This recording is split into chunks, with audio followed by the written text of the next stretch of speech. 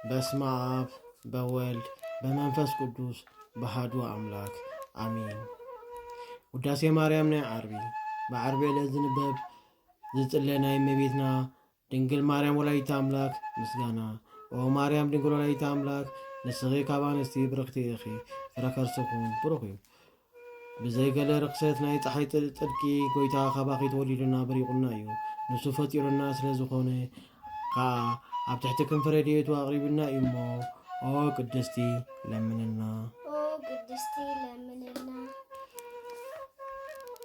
ኦ እመቤትና ወላዲተ አምላክ ንስኺ ኣደ ብርሃን ኢኽሞ ንዓኺ ንበይንኺ ንውዳሴ ምስጋናን ንዕብየክን ኣሉና። ንስኺ ካብ ሰማይ ተዓቢ ካብ ምድሪ እውን ትኽብሪ ከምኡውን ኣብ ልዕሊ ኩሉ ሕልና ብርክቲ ኢኺ ንዓኺ ዝመሳሰል የልቦን። ብዛዕባ ዕቤትኪ ከዘንቱ ዝኽእል መን እዩ? ኦ ማርያም መላእክቲ የኽብሩኺ ሱራፌል ከዓ ይውድሰኪ። እቲ ኣብ ልዕሊ ኩርቤልን ሱራፌልን ዝነበር እውን መፂኡ ኣብ ከርስኺ ሓደረ። ንሱ መፍቀር ሰብ ስለ ዝኾነ ናብኡ ኣቕረበና፣ ናትና ሞት ከዓ ተቐበለ፣ እታ ናቱ ህይወት እውን ሃበና። ስለዚ ክብሪ ምስጋና ናቱ እሞ ኦ ቅድስቲ ለምንና። ኦ ድንግል ወላዲተ አምላክ ናይ ደናግል መመክሒት ማርያም ብረክቲ ንስኺ ኢኺ ፍረ ከርስኹን ብሩኽ እዩ።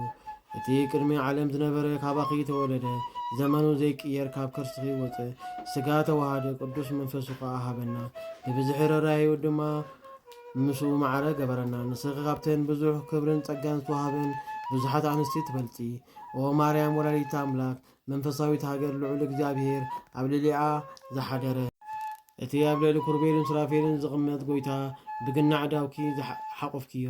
እቲ ንኩሉ ስጋ ዝለበሰ ፍጥረት ብብዝሒ ርህራሄኡ ዝምግብ ኣጥባትኪ ሒዙ ጸባ ጠበወ። ንሱ ኣምላኽናን ናይ ኩሉ መድሓኒና ስለ ዝኾነን ንዘለዓለም ይሕልወና እዩ። ንዑ ክንሰግደሉን ከነመስግኖን ከዓ ፈጢሩና እሞ ኦ ቅድስቲ ለምንና። ድንግል ማርያም ናይ ጥዑም ዝጨንኡ ሽታ መቐመጢት እያ።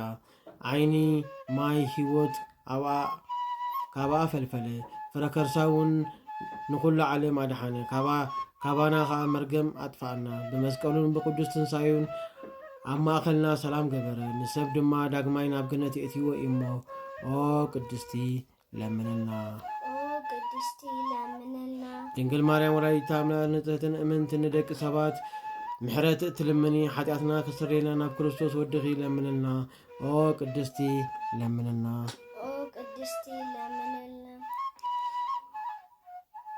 ድንግል ማርያም ኣብ ቤት መቅደስ ኮይና ብዘይካ እቲ ብክብሪ ኦ ቅድስቲ ድንግል ሰላም ንዓኺ እናበለ ዘበሰረኒ መልኣኽ ተዘይኮይኑ ካልእ ምንም ዝፈልጦ ከምዘየለ እግዚአብሔር ይፈልጥ እዩ እናበለት ጨረሐት።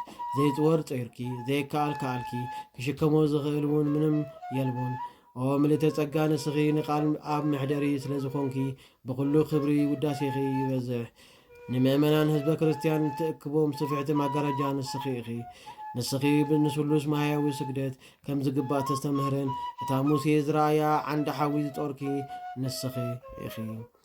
ንሱ ድማ እግዚአብሔር ወልድ መፂኡ ኣብ ከርስኺ ዝሓደረ እዩ።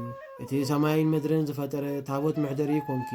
ኣብ ከርስኺ 9 ወርሒ ተሰኪምኪዮ። ንስኺ ሰማይን ምድርን ዘይክእልዎ ንምስካሙ እምንቲ ኢኺ። ካብ ምድሪ ናብ ሰማይ መደያይቦ ኮንኪ። ብብርሃንኪ ካብ ብርሃን ፀሓይ ይዓቢ። ንስኺ ናይቲ ቅዱሳን ሰባት ብሓጎስን ደስታን ካባኺ ክወፅእ ዝረኣይዎ ብሩህ ኮኸብ ምስራዊት ኣፍ ደገ ኢኺ። ንሱ ኣብ ልዕሊ ሄዋን ብሕማምን ፃዕርን ተወሊድ ኢሉ ዝፈረደ እዩ። ንስኺ ግና ኦ ምልዕተ ጸጋ ማርያም ተሓጎሲ ዝብል ቃል ሰማዕኺ። ጎይታ ኩሉ ፍጥረት ዝኾነ ንጉስ ወለድክልና። መሓር መፍቀርን ሰብ ስለ ዝኾነ መፂኡ ኣድሓነና። ምእንቲ እዚ ከም ገብርኤል መልኣክ ኳና ማርያም ብርክቲ ኢኺ ፍረ ከርስኹን ብሩኽ እዩ እናበልና ንውድሰኪ። ኦ ምልዕተ ጸጋ እግዚአብሔር ምሳኺ እዩ እሞ ተሓጎሲ ደሱን ይበልኪ። ኦ ቅድስቲ ለምንና። ኣምላኬ ሆይ ቅዱስ ወድኻስ ንሳቶምስ ክትጽልዩ ከለኹም ከምዚ ኢልኩም ጸልዩ ኢሉ ከም ዝመሃረና ከምዚና ንጽዋዓካ ኣሉና። ኣብ ሰማያት ትነብር ኣቦና ስምካ ይቀደስ መንግሥትኻ ትምጻ ፍቃድካ ከምቲ ኣብ ሰማይ ከምኡውን ኣብ ምድሪ ይኹን ናይ ለይቲ እንጀራና ሎሚ ሃበና ንሕና ንዝበድሉና በደሎም ከመሓልሎም በደልና ሓደገልና ካብ ክፉ ኣድሕነና እምበር ኣብ ፈተና ኣይተእትወና መንግስትን ሓይልን ክብርን ንዘላለም ናትካ እሞ ኣሚን። ኦግስቲ ማርያም ብላይ ቅዱስ ገብርኤል መልአክ ሰላምታ ሰላም እብለኪ ብሕልና ድንግል ኢኺ ብስጋኺ እውን ድንግል ኢኺ ኣደ እግዚአብሔር ጎይታ ሰራዊት ሰላም እብለኪ ኣለኹ ንስኺ ካብ ኣንስቲ ብርክቲ ኢኺ ፍረ ከርስኹም ብሩኽ ኦ ምልዕተ ጸጋ እግዚአብሔር ምሳኺ ኦ ፍስቲ ደስ ይበልኪ ሓጢአትና ተሰረየና ናብ ፍቅር ወድኺ ኢየሱስ ክርስቶስ ቀሊኺ ምንታና መለለምንና አሜን።